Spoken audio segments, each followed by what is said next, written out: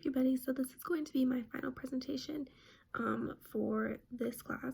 I'm just going to be kind of just talking like this for my final presentation, and then I have a couple slides that I'll show as well that kind of embody a little bit of the work I did.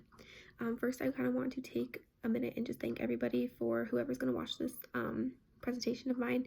I know it's not required to comment on other people's work, but if you're watching this, thank you, and I'll try to watch a couple presentations as well. I also want to take time and thank everybody for the conversations that we've had over the video discussions.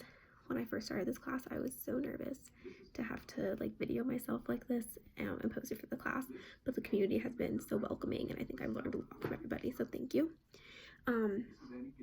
So the work that I did for this project was starting conversations about racism within education. My future profession is going to be teaching. My major is ethnic studies with a concentration in social studies teaching. So I will be teaching probably more than likely middle school or high school. And so I think that as a teacher, it is kind of your obligation to students to create a inclusive environment and also have an inclusive curriculum. So being able to teach students about other groups of people that are different than them. And so I think that it is your obligation as a teacher to speak to things on gender, sexuality, violence, racism. I think that is your obligation as a teacher. So this is the space I chose to do my work. For my education class, I've been working at a school in Loveland, at a middle school in Loveland, and so I kind of wanted to conduct some student interviews with various students from various backgrounds about the climate and culture of their classroom, and see how they feel, and see if they think that the environment that they go to school in is a inclusive environment, if they are represented by teachers, and also I kind of wanted to see if their curriculum is representative of other groups of people.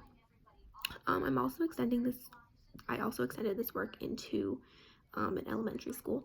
My sister is a second grade teacher, and she is a outstanding teacher, but she's very data driven. She's very standards driven, which I do get is important, but so is talking about things about being a good citizen.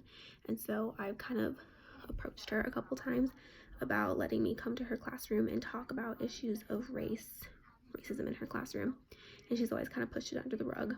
But when I told her about this project and the work I'm trying to do, she allowed me to come into her room and talk about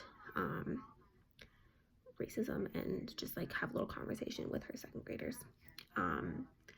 So kind of my expectations of what I would be finding within this research would be that teachers and schools in general are pretty much only teaching the dominant narratives of race, class, and gender.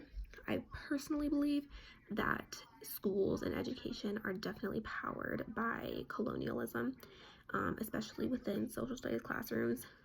All throughout my education, I definitely only heard the story of history through the dead white male perspective, and it wasn't until I was in college that I heard about the other.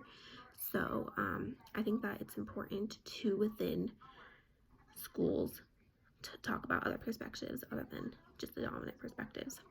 And I know that schools are, maybe trying to make changes. My mom works at the same school that my sister works at, and she works with kindergartners, and they are doing some work. They do at least a little bit of work doing, in the kindergarten classroom, they do a Martin Luther King Jr. unit, and so I think just stuff like that is just steps in the right direction and can be very beneficial to students.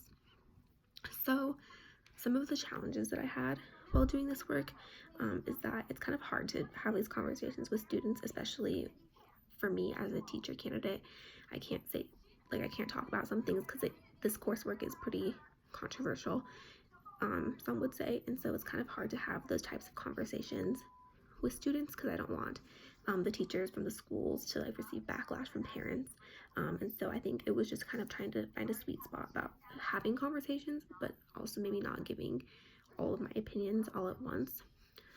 Also, some challenges I had was it was hard for me to really document this process because due to confidentiality, I couldn't really take any pictures in the classroom.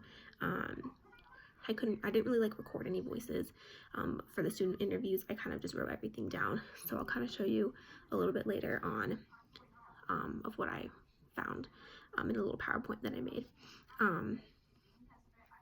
But yeah, so I think in reference to this class, trying to do this work, I could potentially see how, like where dominant definitions of race, gender, class are fostered. I think that by looking at education, you can kind of see maybe that's where these dominant definitions kind of come from. If they're taught in school, if other perspectives aren't taught in school, then perhaps that's where these things kind of come from, and they maybe like flourish into bigger problems.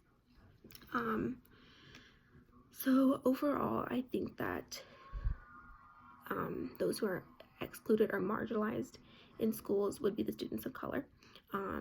Also at the schools that my sister and my mom works, the school that my sister and my mom work at, there are actually a few students who identify as transgender, and so the school is trying to do some work to make those students feel more included within the classroom, and they're also doing a little bit of work to with like the other students to kind of introduce those ideas and introduce ideas of difference.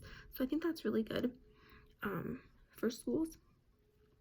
But yeah, so I'm gonna kind of just turn the camera around and show you some of the PowerPoint slides that I put together. I couldn't figure out how to do a voiceover PowerPoint, so this is just gonna have to work.